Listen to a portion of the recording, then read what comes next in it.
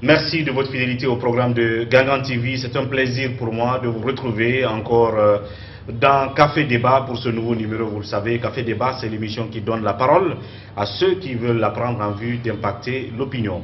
Dans cette première partie d'émission, nous parlerons de ce vieux dossier domanial entre l'État guinéen et les habitants de Kaporo, évidemment.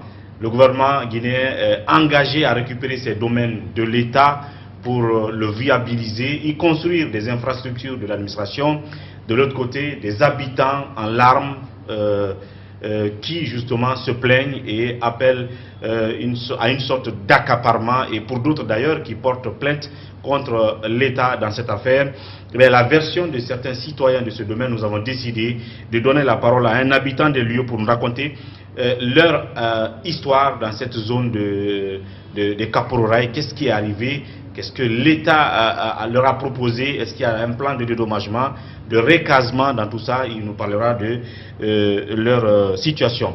Et puis dans la deuxième partie de Café Débat, je recevrai Sekou Jamal Pendessa à l'interne pour décrypter deux sujets dans la parenthèse de l'actualité politique.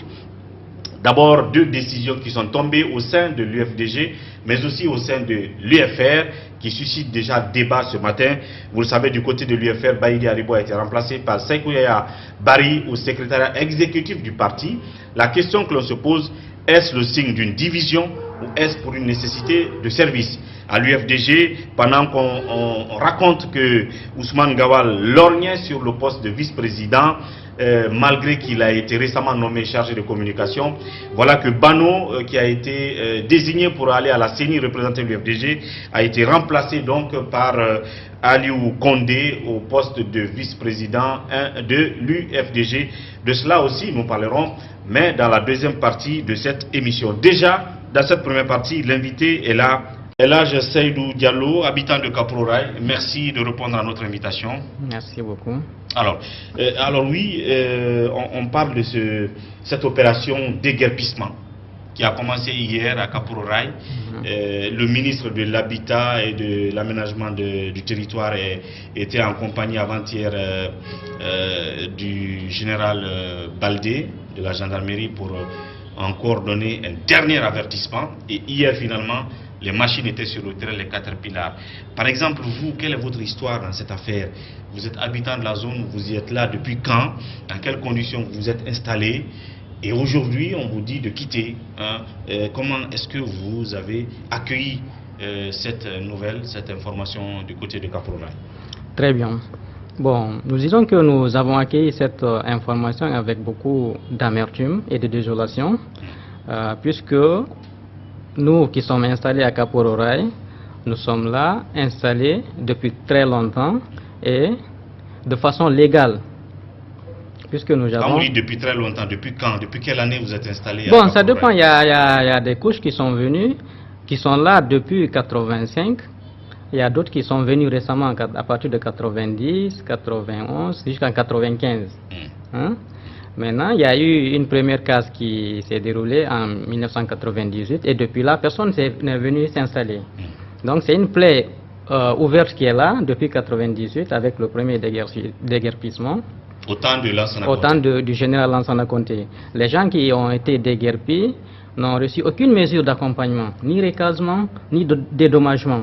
Donc nous, on s'attendait d'abord à ce qu'on règle ce problème-là d'abord, ce premier problème, et puis à notre fort étonnement, nous voyons le ministre de la ville en compagnie du général Baldé et un contingent de la gendarmerie qui viennent pour sommer les gens de quitter sans préavis.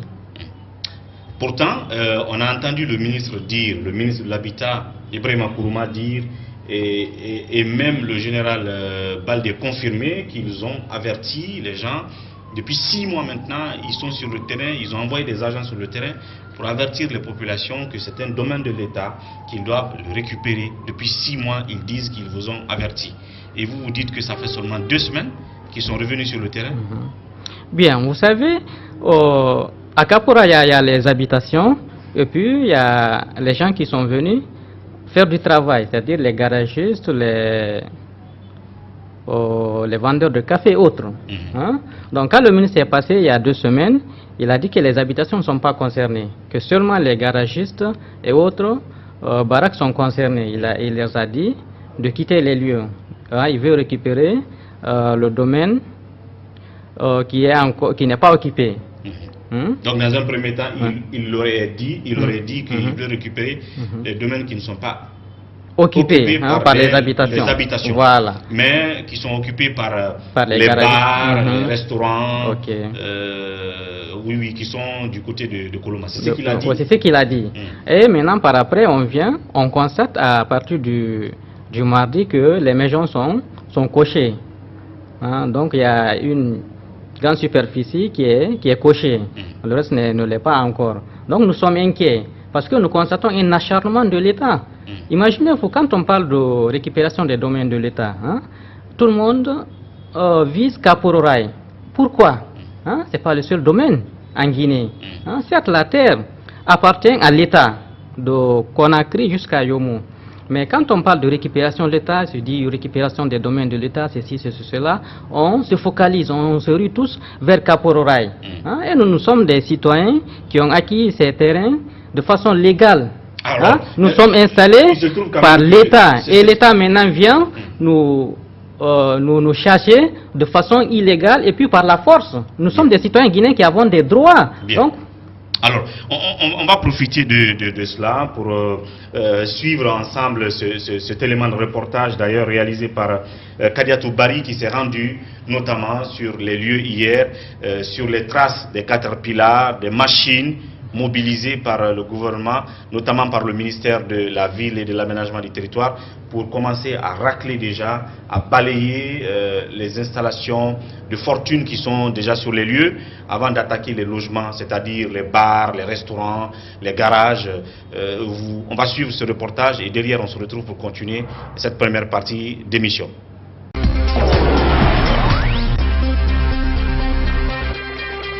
Nous sommes à Kipé-2, communément appelé Kapororaï. Les opérations de déguerpissement ont commencé comme prévu ce 20 février. Sur les lieux, les occupants tentent de sauver certaines de leurs affaires avant l'arrivée du bulldozer. Quelques instants après, c'est la débandade. La machine a tout démoli sur son passage.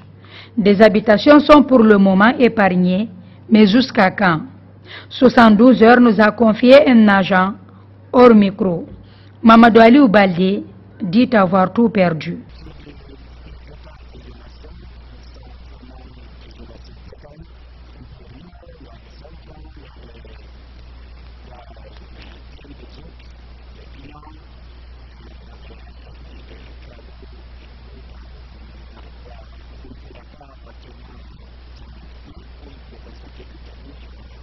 Le directeur de l'entreprise OK Guinée, lui, n'est pas contre la récupération des domaines de l'État, mais il déplore néanmoins la façon dont l'opération a été entamée. Pour lui, le délai d'avertissement est très court.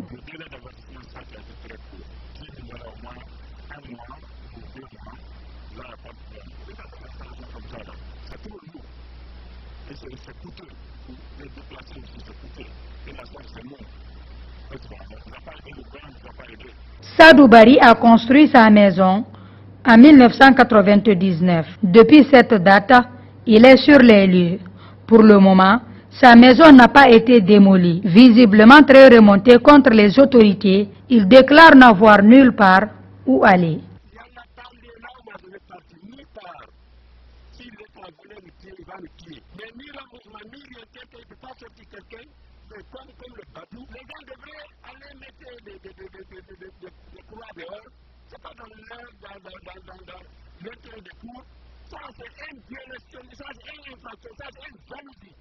Ces opérations de déguerpissement vont se poursuivre dans les prochains jours. Voilà, mesdames et messieurs, c'était donc cet élément de reportage de Kadiatou Bari, réalisé hier même dans le feu de l'action de l'opération déguerpissement du côté de Kapororaï. Alors vous disiez que vous avez acquis votre domaine en bonne et due forme. J'ai dit depuis quelle année? Par exemple, vous seulement, vous, votre famille, vous êtes là depuis quand? Je vois que vous avez un document qui retrace des actes administratifs. Vous pouvez nous les relier, c'est quoi? Oui. C'est en quelle année vous avez été installé? Est-ce que vous avez été régulièrement installé? Parce que ça, c'est ça aussi la question. Quand l'État dit que c'est mon domaine, ça veut dire que ceux qui sont là-bas se sont installés contre la volonté de l'État, mais aussi illégalement. Alors que vous, vous dites que vous avez des documents légaux qui ont été donnés par qui, en quelle année? Par les autorités en charge de ce domaine. Hein, parce qu'on ne peut pas se lever un matin et venir occuper un site. Donc il y a une procédure qui est là. Vous voulez un terrain, vous vous adressez aux autorités en charge de la vente, les autorités en charge, bon, les autorités à la domaine. Notamment l'habitat. Notamment l'habitat. Donc, ici, j'ai sous les yeux un décret qui crée les réserves de l'État. Notamment, c'est le décret N192/PRG/SGG 89 du 16 octobre 1989 portant création des réserves foncières au profit de l'État. Maintenant, ce décret même dit que dans le but de faire face à des opérations urgentes d'aménagement urbain dans l'agglomération de la ville de Conakry, capitale de la Guinée, il est créé au profit de l'État des réserves foncières, affectation déterminée et non déterminée. Et plus loin, ce décret, dans son article 4, alinéa 5, dit que ces occupants qui auraient mis en valeur leurs fonds leurs fonds ne sont déguerpis que si l'État s'engage à les recaser et à les indemniser à la valeur de leurs réalisations sur le fonds. Et à notre fort étonnement, ce décret a été pris par ce décret est signé de qui? Est signé du général Lansana Conté, président de la République de 84 en 2009. Donc, si l'État est la continuité, voilà, donc ce décret doit... Vous voulez dire que si l'État doit déguerpir, mais il faut dédommager. Il faut dédommager. Alors, quand le ministre est venu vous voir sur le centre directionnel de Koloma, que ce soit maintenant là où vous appelez Koloma 2 ou bien Kipé 2, est-ce qu'ils vous ont dit, oui, ici c'est pour l'État, mais vu que certains ont construit des maisons depuis 20 ans, 15 ans, 30 ans, on va vous dédommager? Est-ce que il y a déjà eu cette proposition, ou bien le ministre Ibrahima Kourouma est venu, il vous a dit tout simplement quitter, et puis il n'y a pas de dédommagement? Qu'est-ce qui a été dit? Bon, c'est ce que nous voyons, parce que il n'y a pas eu une proposition, il n'y a pas eu de concertation, il n'y a eu jamais de rencontre entre le ministre et les notables pour parler d'un quelconque dédommagement. Donc ils sont venus avec la force, avec la gendarmerie, pour bafouer nos droits, pour nous jeter dehors comme ça, comme si nous n'étions pas des Guinéens, des citoyens qui ont des droits. Vous savez, la constitution guinéenne a consacré le droit à la propriété. Et c'est ce droit-là que l'État est en train de nous retirer. C'est ce droit-là qui est en train de violer. Et nous sommes des citoyens qui ont acquis ces terres de façon légale. Vous êtes là depuis combien d'années? Donc nous sommes là depuis 93. Vous êtes installé à Koloma, votre famille? Oui, nous sommes installés là depuis 93. Et vous avez construit sur le domaine que vous avez acheté? Oui, nous avons acheté un domaine et nous avons construit. Et vous l'avez acheté au temps de quel ministre qui était là, ministre de l'Habitat? Ils vous ont donné quel type de documents? Bon, il y a des documents, il y a les documents nécessaires. Je ne peux pas vous les détailler ici puisque je ne les ai pas ici en main. Ça y est, il y a tout ça. L'attestation de vente. Il y a tout ça. Et les documents qui viennent du ministère de l'Habitat. Bien sûr. À l'époque, qui était ministre de l'Habitat? Bon, je ne me souviens plus puisqu'on est un peu... Parce qu'on parle du général Karifala. Non, le général, oui, on parle de Bana Sidibé et autres là. Donc il y a, en tout cas, si on vérifie les documents, nous allons tous voir là-bas ce qui est là. Ce qui est clair que nous avons des documents. Bien. Donc à ce stade, je l'ai dit tantôt, l'État n'a pas d'état d'âme. C'est un peu la situation sur le terrain, parce que malgré que les gens sont en train de pleurer sur le terrain, parce qu'on va les faire quitter leur maison, ils ne savent pas où partir, mais l'État a quand même envoyé les machines. Ils sont en train déjà de détruire les baraques, ils vont détruire les maisons. Mais vous dites que vous avez des documents légaux. À ce titre, qu'est-ce que vous allez faire? Est-ce que vous allez vous plaindre? Ou est-ce que vous l'avez déjà fait? Est-ce que vous irez à la justice? Parce qu'il y a deux côtés, je pense. Il y a ceux qui sont derrière l'ambassade des États-Unis. Et vous, vous êtes sur le même alignement que la RTG Coloma. Oui. Maintenant, ceux qui sont derrière l'ambassade, il paraît qu'eux, ils ont déjà porté plainte contre l'État à la justice. Maintenant, vous aussi, on vient de vous cibler là. Qu'est-ce que vous êtes en train de faire? Est-ce que vous allez tout simplement quitter, ou est-ce que vous comptez aussi vous plaindre devant la justice pour que vous soyez soit recasé, soit dédommagé à la valeur des investissements que chaque famille a fait sur le terrain? Très bien. Vous savez, nous sommes dans un état de droit et il est de notre devoir de nous battre de façon légale pour qu'on soit restitué dans nos droits. Vous avez dit que l'État est sans état d'âme. C'est seulement l'État guinéen qui est sans état d'âme. Oui, mais un État, c'est pas seulement l'État guinéen de toute façon. Oui. Peut-être qu'on peut discuter la façon de faire, venir un seul jour dire mais il faut quitter. On peut discuter je veux dire les conditions. Non, on le fait sans dédommagement, on le fait malgré que certains ont des documents légaux. Mais l'État, quand il veut récupérer son bien, c'est ce que je dis en fait, il ne regarde pas les larmes et autres là. Mais il y a la procédure qui est là. Mais justement, c'est ce que j'ai dit maintenant, la procédure, peut-être qu'elle est discutable. Et c'est là où vous dites que la procédure, elle, n'a pas été respectée. Oui, parce que avant de faire déguerpir quelqu'un, un citoyen guinéen, il faut d'abord penser à le recaser, puis à le dédommager, puisque c'est un citoyen qui a acquis son bien légalement à travers l'État. Donc, si l'État a besoin de cette partie-là pour utilité publique, il y a la procédure qui est là. Il faut la respecter de façon claire et nette. Alors, comme vous pensez que la procédure n'a pas été respectée, qu'est-ce que vous allez faire une fois encore? En termes de procédure judiciaire ou je sais pas, de démarche, déjà il y a une procédure, une procédure qui est là. Est-ce que vous comptez aller voir encore Alpha Condé? Parce que certains disent que le président Alpha Condé était venu là-bas en 2015 et qu'il vous a dit qu'il n'y aurait plus d'opération de déguerpissement à Kapouraï. Et ça, c'était, je crois, à l'occasion des campagnes de 2015. Est-ce que c'est vrai? Et puisqu'il est venu et que les opérations ont repris, est-ce que vous allez encore repartir vers lui pour lui rappeler qu'il vous avait promis ça? Ou qu'est-ce que vous allez faire? Est-ce que vous allez vous contenter seulement d'aller à la justice? Bon, vous savez, la parole du président de la République est sacrée.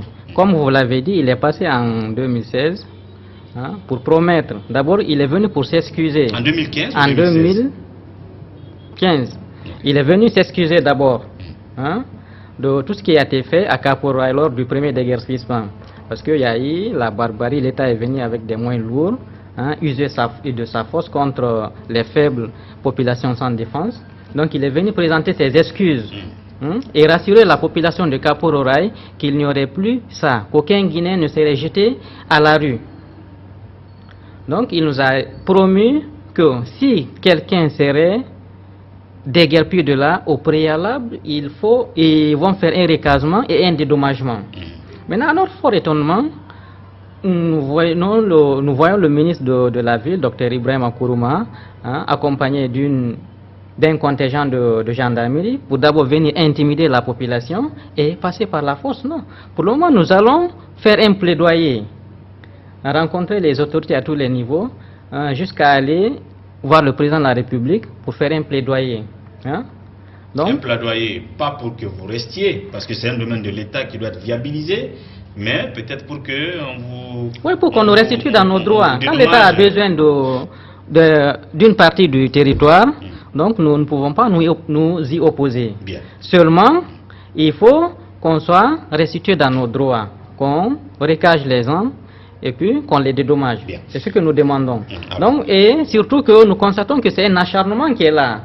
Donc les gens sont venus par la force et puis on ne comprend pas. Vraiment, nous sommes dans la désolation et nous sommes dans l'inquiétude. Parce que vous avez donc 30 secondes rapidement pour vous adresser à tous ceux qui vous regardent. Pourquoi pas le président de la République, si par hasard il vous regardait, quel message en tant qu'habitant, vous l'avez dit, vous êtes là depuis 93 et ça va faire 27 ans, je crois. 27 ans, oui. 27 ans que vous êtes sur le domaine. Vous avez construit, on vous dit, de sortir de la maison dans laquelle vous êtes depuis 27 ans. Quel appel vous avez vis-à-vis du président de la République et même du ministre de l'Habitat? Bon, ce que je dirais au ministre et au président de la République, s'ils ont l'occasion de me suivre, que la population de Kapororaï, c'est des Guinéens. Donc, le président de la République, c'est le père de la nation. Donc, nous appelons à sa diligence et nous lui demandons vraiment de nous remettre, de nous reconstituer dans nos droits et de nous remettre notre bien qui est à Kapororaï, ou dans le cas contraire de trouver en tout cas une issue favorable à notre situation. Bien. Donc c'est cet appel-là que j'ai à lancer à l'endroit des autorités du président de la République, de faire en sorte que nos droits soient respectés et qu'on nous respecte vraiment en tant que citoyens guinéens. L'État est là pour nous protéger en principe.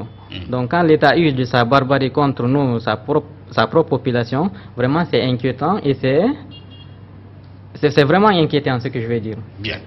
Alors on espère que vos appels tomberont à de bonnes oreilles et tout ce qu'on peut vous dire, courage et bonne chance. Merci beaucoup. Merci beaucoup. Merci. Voilà, donc c'était tout pour ce sujet lié à Kapororaï. En tout cas, ce n'est qu'un début puisque nous continuerons à suivre ce processus de déguerpissement de ce côté jusqu'à la phase de viabilisation, de valorisation de ce domaine. Parce qu'une chose est d'enlever les gens, l'autre chose aussi, c'est de construire là ce que les citoyens attendent en termes d'infrastructures publiques. Nous suivrons tout ça de près. Mais tout de suite après la pause thé et dans la deuxième partie de l'émission, comme je l'ai annoncé, nous parlerons de l'UFDG mais aussi de l'UFR. A tout de suite.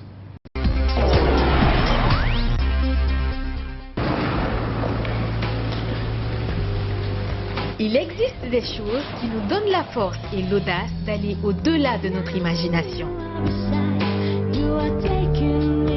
Le thé Akbar. Le thé Akbar est fabriqué en utilisant uniquement les feuilles soigneusement sélectionnées en provenance de Ceylon. La qualité du thé Akbar a été évaluée selon les normes les plus strictes par des experts en dégustation qui se sont appuyés sur près d'un siècle d'expertise dans ce domaine. Premier producteur de thé, vous pouvez faire confiance à la famille Akbar pour vous garantir votre santé. Seule la meilleure tasse de thé peut vous procurer de la fraîcheur. Voilà, merci de nous retrouver dans cette deuxième partie de Café Débat. Comme annoncé, c'est Jamal Pendessa qui me rejoint sur ce plateau. Pendessa, bienvenue. Merci. Alors, avant de parler politique d'abord, on reste sur Kapororaï. L'État guinéen, enfin engagé à nouveau, parce que c'est un ancien dossier domanial depuis le régime Lansana Conté. La situation, quelle appréciation on peut faire de la manière dont le gouvernement, le ministère y procède? On a des citoyens qui pensent que l'État est venu avec force, alors que parmi eux, il y en a qui sont légalement établis sur ce domaine aujourd'hui, et on ne voit que des larmes couler, des gens pleurer, parce qu'ils ont fait plusieurs années dans ce domaine, là, sur ces lieux, et on leur dit de quitter tout simplement. Donc, ce qu'il faut rappeler d'entrée de jeu, c'est que l'État, d'abord, même s'il s'agissait d'un domaine privé, l'État peut prendre un terrain pour cause d'utilité publique. C'est consacré en droit guinéen. Mais on dit après, c'est après une indemnisation juste. Vous comprenez? Ou en contrepartie d'une indemnisation juste et préalable. Donc, avant même de procéder au déguerpissement, il faut indemniser et de façon juste. Vous ne pouvez pas prendre un terrain ou un bâtiment, je donne juste un exemple banal, d'une valeur de 10 millions. Vous tendez la main à l'intéressé pour lui donner 30 millions, vous dites que vous l'avez dédommagé. Vous comprenez? Donc en termes de dédommagement, non seulement on doit tenir compte de la valeur du terrain ou du bâtiment récupéré, mais il faut penser aussi à des préjudices, puisque quand on déménage, donc il ne faut même pas se limiter au prix du terrain. Quand on déménage, il y a beaucoup de préjudices, vous savez. Vous êtes désorganisé dans votre vie, le placement des dossiers, tout, le temps que vous allez faire, vous abandonnez d'autres choses pour déménager, tout ça. Vous comprenez? Donc il faut tenir compte de tout ça. Donc je disais, l'État peut prendre un domaine privé pour cause d'utilité publique. C'est-à-dire À qu'il- plus forte raison, un domaine qui lui appartient. Bien. Donc c'est tout à fait normal que l'État vienne dire, ici c'est pour moi, je reprends. Maintenant, le problème qu'il faut relever, c'est que pour le cas précis des déguerpissements qu'on connaît chez nous ici, c'est que l'État vient imposer sa force sur les citoyens sans pour autant respecter la loi. On ne veut pas dédommager les gens, on ne veut pas leur accorder un préavis raisonnable pour leur permettre de trouver où aller. Et c'est ça le problème, et c'est ce qui se passe à Kaporouraï. Dans le cas de Kaporouraï, quels Dans sont... le cadre de Kaporouraï, c'est ça effectivement, on ne veut pas C'est quand dédommager même- les gens, c'est quand on même dit un domaine- parce que c'est quand même un domaine de l'État. c'est un domaine de Et l'État. Le débat a commencé depuis, Mais attention. depuis le temps des Lansana Conté. Attention. Maintenant, il y a C'est- des complicités. c'est- Je veux dire, il y a c'est- des... c'est- il y a des, C'est ce même État qui a instauré une loi qui dit que lorsqu'un citoyen occupe un endroit pendant, je ne maîtrise pas justement le nombre d'années, un certain nombre d'années, que le domaine lui revient. Si toi tu sais que c'est ton, toi État, tu sais que c'est ton domaine, tu laisses quelqu'un s'installer là jusqu'à ce que ce délai-là arrive, mais vous ne pouvez pas venir le prendre en un seul jour comme ça, vous dites quittez. Puisque c'est vous qui l'avez laissé là, il faut supporter les conséquences. Vous cherchez d'abord à le dédommager. Bien. C'est ce qu'on ne veut pas faire. Autre chose à signaler pour le cas précis de Kaporouraï, c'est que l'affaire est pendante devant le tribunal de première instance de Dixine. Et là également, en termes de justice, lorsqu'une affaire est gérée par une juridiction qui n'a pas encore fini de trancher, il n'y a aucune décision qui est exécutoire Bien. concernant ce domaine. Donc, puisque les citoyens, les habitants de Kaporouraï ont Porté attaqué plainte. la décision du ministère de l'administration et de la ville et de l'aménagement du territoire, je pense que l'État, pour donner une bonne leçon aux citoyens, pour leur dire que même nous respectons la justice, il fallait surseoir à ces opérations de déguerpissement d'abord, en attendant de savoir ce que la justice allait dire. Ouais. Peut-être- Or, à l'instant où nous parlons, le tribunal De Dixine n'a pas encore fini. tranché sur Voilà, cette attaque. exactement. Donc cela veut dire nous on s'en fout de la justice, c'est son problème. Si vous voulez trancher en notre faveur ou en notre défaveur, mais puisque nous on est fort, on va venir s'imposer. Et ça, les citoyens vont apprendre une mauvaise leçon.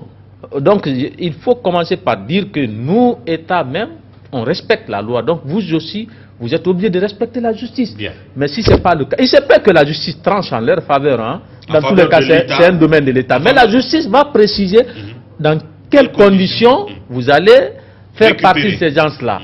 Et tout.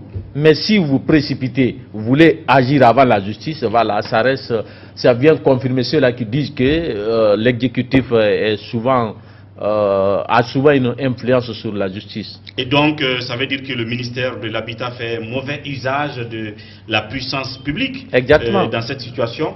Et qui de mieux que ces citoyens-là qui sont sur les lieux et leurs avocats, donc de se défendre, d'aller à la justice et peut-être d'attaquer la démarche du ministre de la ville. Mais pendant ce temps, les machines, on ne peut plus les arrêter puisqu'ils sont en train déjà de tout balayer devant leur chemin du côté de Koloma. On verra, on suivra cette affaire de près. On va finalement parler de politique en 15 minutes chrono. D'abord, l'UFR de Sidia Touré qui a fait tomber un décret, si on peut parler de décret aussi dans les partis politiques. Baïdi Haribo, remplacé par Seykouya Abari, est-ce le signe d'une division qui ne surprend pas, ou est-ce qu'on peut croire à la version du parti qui dit que non, c'est pour nécessité de service que Baïdi ne pouvait plus répondre au sein du parti vu qu'il est depuis un certain temps deuxième vice-gouverneur de la Banque centrale?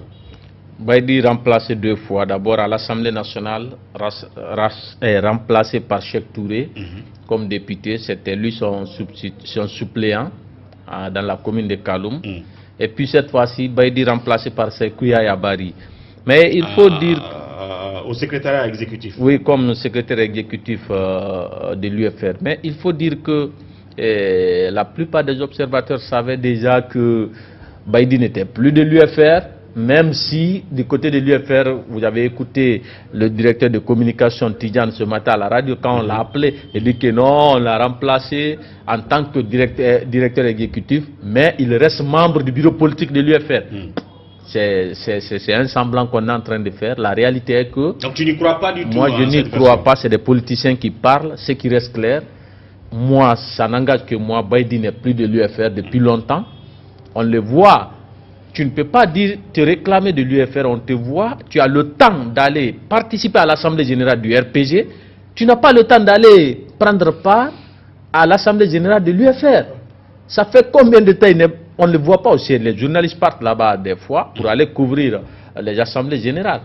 Hein, bon, ce n'est pas tous les médias qui s'y intéressent comme nous. On ne s'intéresse pas à ces assemblées générales des différents partis politiques. Mais il y a des médias qui partent là. Nous échangeons avec des confrères. On dit, mais Baïdi ne vient plus. Vous comprenez? Mais par contre, des fois, la RTG le fait sortir avec le président de la République au siège du RPG Arc-en-Ciel. Comment pouvez-vous dire, en ce moment, il est encore membre de l'UFR? Donc c'est confus. Voilà. Mais ce qu'il faut rappeler, c'est que la décision vient confirmer ce divorce politique désormais qui semble définitif entre Sidya Touré et le chef de l'État. Depuis longtemps, Tal était parti du gouvernement, mais Sidya Touré a pris un peu du temps avant de claquer la porte en tant que haut représentant du chef de l'État. Et puis ensuite, il a démissionné. Pendant qu'il avait démissionné, on n'a pas voulu déranger peut-être Baïdi. Peut-être on était en train de négocier dans les coulisses pour lui dire, toi aussi, il faut démissionner. Mais puisque le gars a goûté au miel, il ne peut pas quitter la Banque centrale. Vous comprenez? Donc on dit maintenant, il faut le décharger. Officiellement, on va dire c'est pour le décharger. Cela veut dire vous-même, vous l'accompagnez. Hein? Vous dites que vous n'êtes pas avec le président de la République. Quelqu'un est en train de servir le président de la République. Vous dites non, pour lui permettre de bien servir mon adversaire, je vais le décharger un peu. C'est ce que ça veut dire. C'est confus, politiquement. Vous comprenez, politiquement. Vous dites que non, on l'a remplacé pour lui permettre de bien servir là où il est, puisqu'il est beaucoup occupé. Si tu n'as pas le temps de mon parti, là où tu te dis c'est mon parti, mais tu as le temps d'autres choses, mais je t'enlève carrément. Bien, donc c'est une séparation voilée. Voilée. Et c'est ce que ça veut dire. Et, on est en train d'aller de temps en temps, il faut vérifier quelles seront les conséquences. Il ne faut pas aller tout de suite puisqu'on sent que Baïdi n'est plus populaire à Kaloum comme avant. Mais est-ce qu'il n'y a pas quelques-uns qui pourront nous faire quelque chose en termes de dommages politiques? Donc il ne faut pas dire carrément il n'est plus de l'UFR. Il faut pousser un premier pion. Vous dites qu'on la remplace, on va voir la réaction, on va voir les résultats sur le terrain. Et si ça marche, on dit carrément il est exclu du parti. C'est ça, on va finir finalement. Bien. Ça c'était l'UFR. Maintenant on va parler de l'UFDG. Mais on n'a pas fini avec l'UFR qui a décidé et qui entretient toujours le flou sur siégera pas. Oui, sur la question de prolongation des députés. Effectivement, voilà. Là aussi, l'UFR apparemment habitue l'opinion au flou, à l'inconstance. Oui, c'est vrai. C'est vrai que les députés de l'UFDG, par la voix en tout cas de honorable Ben Sekou Keïta, hier a dit dans cette émission avec Kandia, Ben Youssouf Keïta, avec Kandia, a dit qu'ils vont siéger. En tout cas, l'UFDG va siéger. Il a énuméré les raisons. L'UFR, pas encore. Oui, l'UFR, vous avez toujours écouté Tidjane qui disait bon, on n'a pas encore pris une décision, le parti est en train de se concerter. Ouais. Je pense que je l'ai rappelé à tout moment, des fois, il faut avoir le courage de prendre certaines décisions sur des questions épineuses et à temps. Il ne faut pas laisser la situation pourrir pour prendre une décision. C'est-à-dire, c'est toujours le temps pour eux de mesurer la température. Sinon, je me rappelle très bien, quand on a reçu Madame Daffé, la présidente des femmes de l'UFR, elle est également députée de l'UFR à l'Assemblée nationale. On l'a reçue à la radio, tu l'as reçue ici dans le Café Débat. Elle a dit à l'époque, bon, je ne peux pas me prononcer au moment où on parle, les membres du bureau politique ou le groupe parlementaire piloté par l'UFR s'entretient sur cette question à l'Assemblée nationale. Oui. Donc, à l'issue de cette rencontre, il y aura une décision. Donc, je ne peux pas donner la position de l'UFR pour le moment. À l'époque, on a dit d'accord. Il faut continuer les entretiens.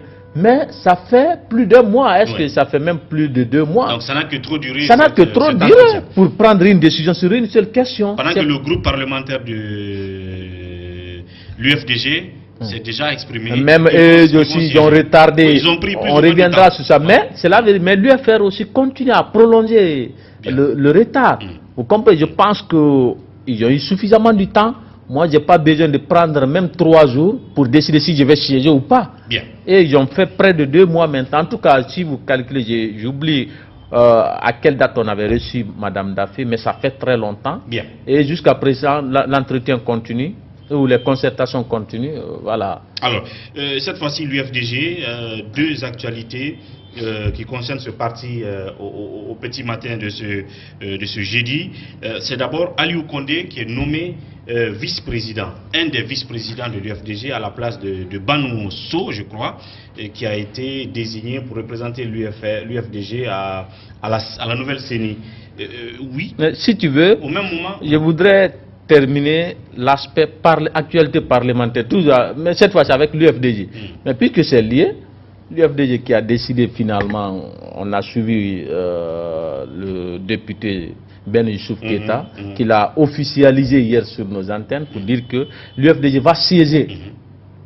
Et des arguments avancés, on dit qu'il ne faut pas laisser siège vide, il ne faut pas laisser Alpha Condé maintenir la minorité de blocage. Voilà, etc., etc. Et plus loin si on avait le temps de passer toutes les interviews dans le journal, on évoque aussi quelle autre question pour dire que c'est la loi qui l'autorise, on n'a pas violé la loi. La loi dit que les députés restent jusqu'à la séance, la prochaine entrée parlementaire, c'est-à-dire de la nouvelle assemblée. Voilà, exactement. Donc, mais ce qu'il faut rappeler, d'abord, moi, je ne peux pas me focaliser sur le point selon lequel, si on quitte, on va laisser tous les pouvoirs entre les mains du chef de l'État Alpha Condé. D'ailleurs, ça a été le cas presque, je dis bien presque, ça a été le cas. L'Assemblée était là, mais ça n'a pas changé grand-chose.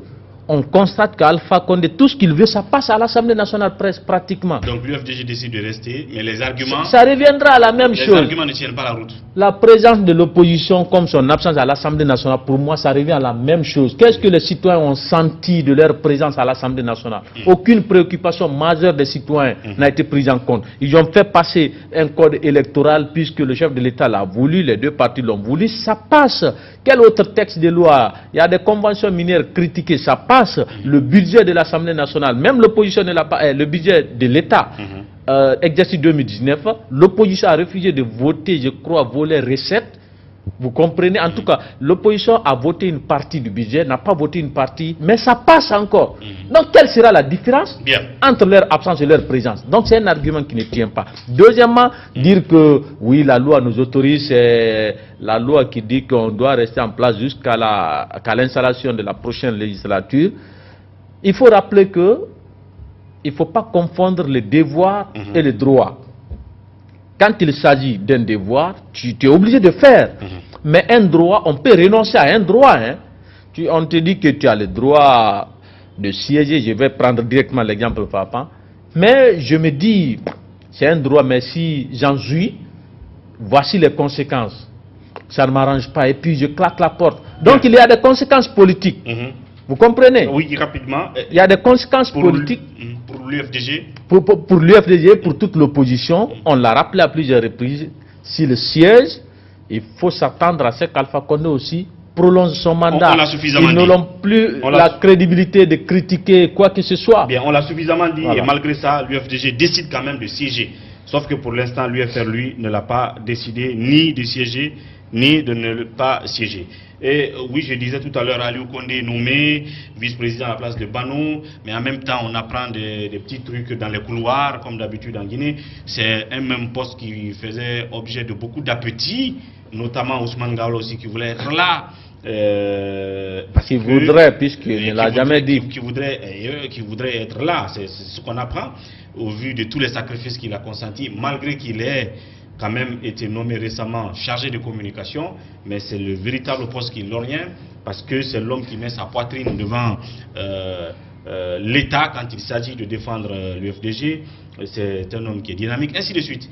En même temps, l'UFDG, qui dans ce récent cas d'attaque du véhicule de Selouda Diallo, a décidé de mettre à nouveau la justice guinéenne à l'œuvre en portant plainte contre les agents de la CMIS. Ces deux aspects-là, rapidement à analyser.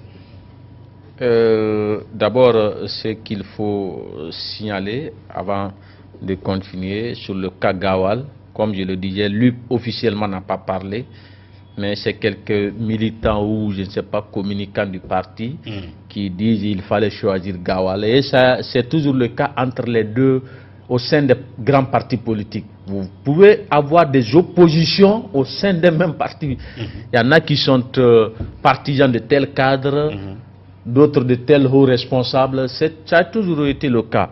Donc, à ce niveau, on ne peut pas se fier à ça pour dire que est-ce que c'était normal ou quoi. Maintenant, si on peut faire une analyse personnelle, moi, je pense que on ne peut pas dire que il faut Gawal forcément à ce poste. Vous comprenez? Il peut occuper ce poste, bien entendu. On sait que c'est un jeune qui se bat beaucoup. Mais est-ce qu'on peut dire aussi qu'Aliou Condé ne mérite pas ce poste? Bien. Je dis non. On ne peut pas aussi dire qu'il ne mérite pas ce poste. Aliou Condé fait partie des cadres de l'UFDG, sinon même de la classe politique guinéenne, qui puisse tenir un véritable débat, je dis bien, un véritable débat intellectuel. Oui, mais comme Gawal peut tenir un débat intellectuel, Je comme Gawal aussi, il est plus dynamique. Je suis en train, je te dis que je ne dis pas que Gawal ne mérite pas le poste là, mais je te dis aussi on ne peut non plus dire que Aliou Condé ne mérite pas ce poste. Bien. Il a de l'expérience, il a été ministre dans ce pays, mais ce que les gens ne comprennent pas, puisque beaucoup disent on ne le voit pas souvent sur la scène, dans le débat public. Dans un parti politique, chacun a un rôle à jouer. Bien. Il y a des cadres dont le profil colle à la mobilisation, d'autres à des débats à tout moment, donc à la médiatisation à outrance. Mais il y en a aussi qui sont des stratèges, généralement assis dans l'ombre là-bas. Ils planifient tout pour dire voici qu'est-ce qu'il faut faire pour atteindre tel objectif. Bien. Et j'imagine qu'Aliou Condé fait partie de ces cadres-là. Donc c'est l'ombre de l'ombre, quoi, en fait. Exactement. Donc bien. Moi, je ne suis pas de l'UFDG d'ailleurs. Je ne vais pas exprimer mais je fais une analyse. Mais peut-être aussi le parti a estimé que Gawal vient de bénéficier d'une promotion. Ça n'a même pas fait 3 mois. Donc on ne pouvait pas encore tout de suite lui accorder une autre promotion 2 fois de suite en ignorant quelques cadres. Et je rappelle un autre fait. C'est un sujet tabou chez les intellectuels sur la place publique. Mais on sait que dans la réalité ou dans les bas quartiers, les gens taxent souvent l'UFDG des partis ethnocentriques. Vous comprenez? Donc on dit, si vous prenez le remaniement auquel vous faites allusion, là où Gawal a été nommé responsable des communications de l'UFDG à l'époque, les gens ont dit, vous regardez tous les 6 noms qui ont bénéficié de promotions au sein de l'UFDG, c'est des peuls. Vous comprenez? Est-ce que le parti n'a pas pensé à ça aussi pour soigner un peu l'image, pour ne pas dire qu'on ne fait que nommer des cadres peuls peut-être? Donc il y a tous ces calculs politiques que les politiciens font avant d'agir. Alors le même parti, comme je l'ai dit, en 30 secondes cette fois-ci, Pendessa, qui porte plainte contre les agents de la CMIS pour le cas récent de l'attaque contre le véhicule de Selou. Une fois encore, il décide de mettre la justice guinéenne à l'œuvre, malgré qu'il y a un fort déficit de confiance en la même justice, en 30 secondes. Vous savez, je le dis souvent, il y a des plaintes que bon, même si je ne les critique pas, mais je dis que ce n'était pas bien réfléchi. Ça a été le cas concernant la plainte de Kalemodou Yansane. On sait généralement quel est le résultat qui va tomber. Donc toi, tu sais pertinemment que tu n'avais aucune chance que ta plainte prospère au niveau de Matoto, la mairie de Matoto. Tu sais que Mamadou Bato souffre du manque de légitimité et puis tu portes plainte parce qu'il y avait des doutes aussi sur la légalité de son élection. Toi, tu portes plainte, sachant pertinemment que la justice va lui donner raison. Donc, ça a été une plainte qui n'a pas été politiquement bien réfléchie, puisque la justice a légalisé désormais l'élection, même si on dirait qu'il n'est pas légitime, mais il va dire mon élection a été légale. Donc, c'est réconfortant sur le plan moral. Maintenant, cette fois-ci, c'est une plainte qui a son sens. S'il faut dire pourquoi. D'abord, ça veut dire que l'État ne prend pas ses responsabilités. Il y a 2 fois attaque contre le cortège du chef de file de l'opposition, son véhicule personnel même, attaqué. L'État n'a pas diligenté des enquêtes sérieuses. Donc, il faut mettre la justice à l'œuvre aux yeux de l'opinion. Il faut prouver à tout le monde que l'État ne fait pas son rôle. Donc, ça a un sens. Deuxième sens de cette plainte, c'est dire que, puisque beaucoup, quand vous critiquez la justice, on dit non, vous ne pouvez pas dire que la justice ne fait pas son travail alors que vous ne venez pas vers elle. Donc, cette fois-ci, c'est de dire que c'est pas parce qu'on ne vient pas vers la justice qu'elle ne fait pas son travail, mais c'est parce qu'elle ne veut pas faire son travail, ou c'est parce qu'elle est muselée par l'appareil exécutif. Bien. Donc, nous, aux yeux de l'opinion, on a porté plainte. Maintenant, on va observer. Donc voilà un peu cette fois-ci pourquoi je dis que... La démarche vise à prendre à témoin l'opinion nationale et internationale de mettre à l'œuvre cette justice malgré qu'elle est décriée. Merci Pendessa, à très bientôt. Merci. Voilà mesdames et messieurs, c'était tout pour ce numéro de Café Débat. À demain pour un autre numéro. D'ici là, prenez soin de vous et au revoir.